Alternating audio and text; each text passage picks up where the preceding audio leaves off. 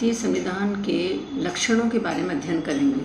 कल हमने भारतीय संविधान सभा का गठन, उसका उदय और संविधान सभा किस तरीके से अस्तित्व में आई और संविधान का निर्माण की जो प्रक्रिया थी वो किस प्रकार से हुई है, उसका हमने अध्ययन किया था। आज हम भारतीय संविधान के लक्षण क्या क्या हैं उसके बारे में हम अध्ययन करेंगे। देखिए, फिर दोबारा से आपको एक बदला देती हूँ मैं कि संविधान का अर्थ होता है कि उन समस्त लिखित और अलिखित नियमों और कानूनों का समूह जिसके आधार पर किसी भी देश की शासन व्यवस्था का संचालन किया जाता है। सरकार के विभिन्न अंगों के बीच में शक्तियों का विभाजन किया जाता है। भारतीय संविधान की कुछ विशेषताएं हैं। जैसे सबसे पहली जो विशेषता है उसके अंतर्गत हम लोग देखेंगे लोकप्रिय प्रभुसत्ता पर आधारित संविधान। देखिए, लोकप्रिय प्रभुसत्ता का मतलब है constitutional based on popular sovereignty. सत्ता जनता में निहित है, जनता जो है वो सर्वोपरि है। शासन का जो ध्येय है वो जनता का कल्याण करना है। जनता अपने प्रतिनिधियों के माध्यम से संविधान में संशोधन कर सकती है और महत्वपूर्ण निर्णय ले सकती है। शासन पर नियंत्रण करने का अधिकार जनता को प्राप्त है, यानी संप्रभुता जनता में निहित है। इसी तरह से दूसरी जो विशेषता है वह निर्मित, लिखित और सर्वाधिक व्यापक संविधान। भारतीय संविधान निर्मित है, लिखित है और विश्व का व्यापक संविधानों में से है। हमें मालूम है कि भारतीय जो संविधान है उसको कोई विकास का परिणाम नहीं है। ब्रिटेन का संविधान विकास का परिणाम है। भारतीय संविधान को बैठ करके संविधान निर्मात्री सभा के द्वारा एक निश्चित अवधि में बैठ करके बनाया गया है, जिसके अंतर्गत कि 2 वर्ष 11 महीने 18 दिन का समय लगा और भारतीय संविधान का निर्माण हुआ। भारतीय संविधान निर्मित हुआ है, विशेषज्ञ समिति के सदस्य थे जिन्होंने कि बैठ करके भारतीय संविधान का निर्माण किया था। इसका अधिकांश पोर्शन लिख दिया गया है। ये कोई परंपराओं पर आधारित नहीं है। भारतीय संविधान का हिस्सा लिखा हुआ है और जिसके अंतर्गत कि हम ये मानते हैं कि 448 तो इसमें आर्टिकल्स हैं और 12 अनुसूचियाँ हैं और इसके 22 भाग हैं। इस आधार पर भारतीय संविधान को अत्यधिक व्यापक संविधान कहा गया है। विश्व के व्यापकतम संविधानों में भारतीय संविधान की गणना की गई है। निर्मित है, लिखित है और अत्यधिक व्यापक संविधान है। संपूर्ण प्रभुत्व संपन्न लोकतांत्रिक गणराज्य। भारतीय संविधान की विशेषता है कि संपूर्ण प्रभुत्व संपन्न। हमने हमारी जो प्रस्तावना लिखी थी उसके अंतर्गत हमने कहा था हम भारत के लोग भारत को एक संपूर्ण प्रभुत्व संपन्न लोकतांत्रिक समाजवादी धर्मनिरपेक्ष गणराज्य बनाने के लिए, इस तरह की हमारी प्रस्तावना की पहली लाइन थी। संपूर्ण प्रभुत्व संपन्न का मतलब है कि अब हम स्वतंत्र हैं। भारत का जो राष्ट्राध्यक्ष है अब वो किसी भी दूसरे राष्ट्राध्यक्ष के आदेशों का पालन करने के लिए बाध्य नहीं है। अब हमारे संविधान में कहीं पर भी ब्रिटिश सत्ता शब्द का प्रयोग नहीं किया गया है। अंतर्राष्ट्रीय संधि और समझौतों को करते समय हमारा जो राष्ट्राध्यक्ष है वो स्वतंत्र है। अंतर्राष्ट्रीय क्षेत्र में निर्णय लेने के लिए हम अब स्वतंत्र हैं। हम अब संप्रभु इकाई हैं, किसी दूसरे राष्ट्र के अधीन नहीं हैं। प्रभुत्व संपन्न लोकतांत्रिक गणराज्य। लोकतंत्र का मतलब है कि जनता का शासन होगा, जनता के द्वारा किया जाएगा, जनता के लिए किया जाएगा। लोकतंत्रीय व्यवस्था हमने अपनाई है। जनता संप्रभु है। हमने अपने प्रतिनिधियों के माध्यम से जो शासन व्यवस्था को हमने स्वीकार किया है उसके अंतर्गत हमारे जो प्रतिनिधि हैं ये हमारे जो सरकार जो है वो जनता के प्रति उत्तरदायी है। जनता उनके लिए स्वामी है, वो स्वामी नहीं होकर कि वो जनता के सेवक हैं। तो यानी लोकतंत्रीय शासन व्यवस्था को हमने अपनाया है। गणराज्य का मतलब होता है कि हमारा जो राष्ट्राध्यक्ष है, हमारा जो सर्वोच्च जो राष्ट्र का जो पदाधिकारी है वो किसी भी ब्रिटेन के राजा की तरह से वंशानुगत न होकर के एक निश्चित अवधि के लिए जनता के द्वारा अप्रत्यक्ष रूप से निर्वाचित होगा। तो इसका मतलब होता है कि हमने गणतंत्रीय व्यवस्था, गणराज्य जो है हमारे यहाँ स्थापित है, गणतंत्रीय व्यवस्था हमारे यहाँ है। नेक्स्ट विशेषता है उसमें हम देखते हैं समाजवादी राज्य। समाजवादी राज्य का मतलब सोशलिस्ट कंट्री। देखिए, जब मूल संविधान का निर्माण हुआ था उस समय भारत को समाजवादी राज्य घोषित नहीं किया गया था। हमारी जो प्रियम्बल थी उसमें 42वां संवैधानिक संशोधन हुआ और उस 42वें संवैधानिक संशोधन के माध्यम से समाजवादी शब्द हमारी प्रियम्बल में जोड़ा गया। हम भारत के लोग भारत को एक संपूर्ण प्रभुत्व संपन्न लोकतांत्रिक समाजवादी धर्मनिरपेक्ष, ये 2 शब्द जो हैं वो 42वें संवैधानिक संशोधन के माध्यम से हमारी प्रस्तावना में, हमारे संविधान में जोड़े गए थे। समाजवादी शब्द का मतलब होता है, सोशलिस्ट जो स्टेट है उसका मतलब है कि जाति विहीन वर्ग विहीन समाज मोटे रूप में जो हम देखते हैं।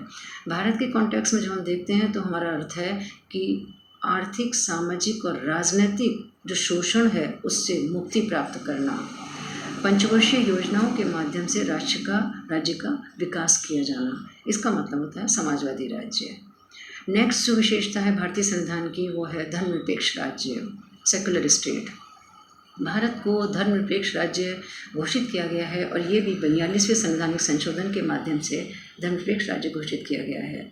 सेकुलर स्टेट का मतलब है कि भारत का अपना कोई धर्म जो है वो राजकीय धर्म के रूप में घोषित नहीं किया गया है। सभी धर्मों के प्रति समान भाव और सहिष्णुता का भाव भारत रखेगा।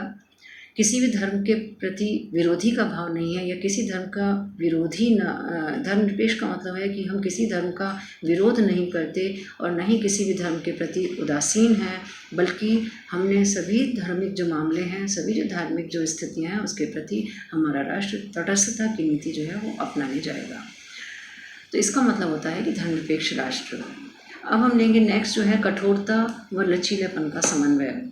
भारतीय संविधान को की एक विशेषता है कि वो कठोरता और लचीलेपन का समन्वय लिए हुए है।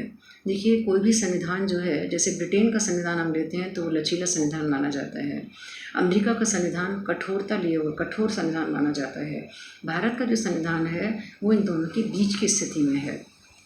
हमारे यहाँ संविधान के बहुत सारे ऐसे उपबंध हैं, ऐसे आर्टिकल्स हैं जिनमें यदि हमें परिवर्तन करना है, संशोधन करना है तो संविधान में संशोधन की एक सामान्य प्रक्रिया अपनाई जाती है, जिसके आधार पर हम कहते हैं संसद के दोनों सदनों के साधारण बहुमत से ही संविधान में संशोधन किया जा सकता है और उसको संविधान का लचीला हिस्सा माना गया है। किसी राज्य की सीमा में परिवर्तन है, उसके पुनर्गठन करना है, नागरिकता के संबंध में कोई विवाद है तो हमारी संसद जो है वो अपने उपस्थित सदस्यों के, जो भी संसद में उपस्थित हैं, उनके साधारण बहुमत से भी इसमें परिवर्तन कर सकती है। ये संविधान का एक लचीला हिस्सा है।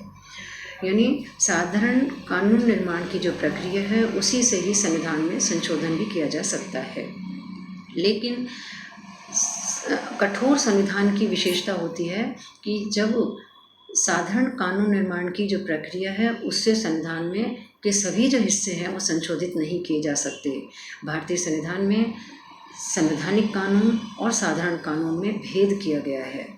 हमारे यहाँ बहुत सारे संविधान के उपबंध या आर्टिकल्स ऐसे हैं जिसमें यदि संशोधन करना है तो संसद के दोनों सदनों के साधारण बहुमत या ये कहिए कि यदि अति विशिष्ट मामले हैं तो 2/3 बहुमत के साथ साथ कम से कम आधे राज्यों की जो विधानसभाएं हैं उनके भी समर्थन और बहुमत की आवश्यकता को महसूस किया गया है। राष्ट्रपति की शक्तियाँ, सर्वोच्च न्यायालय की शक्तियाँ, उनके वेतन, केंद्र राज्य संबंधों में शक्तियों का विभाजन, ऐसे बहुत सारे महत्वपूर्ण राष्ट्रीय महत्व के जो विषय हैं उनमें यदि परिवर्तन करना है तो हम फिर संसद की साधारण कानून निर्माण की जो प्रक्रिया है उसके आधार से हम उसमें या उस प्रक्रिया से हम उसमें परिवर्तन नहीं कर सकते। तो इस तरह से भारतीय संविधान लचीला भी है लेकिन कठोर और अधिक है। समय समय पर जो महत्वपूर्ण परिवर्तन है उसमें हमने साधारण कानून निर्माण की प्रक्रिया और संविधान में संशोधन की जो प्रक्रिया है उसको अलग अलग भी किया है। अब हम नेक्स्ट भारतीय संविधान की विशेषता है उसको हम लेंगे, जिसके अंतर्गत हम देखते हैं कि भारत में संसदीय शासन प्रणाली है। देखिए, भारत में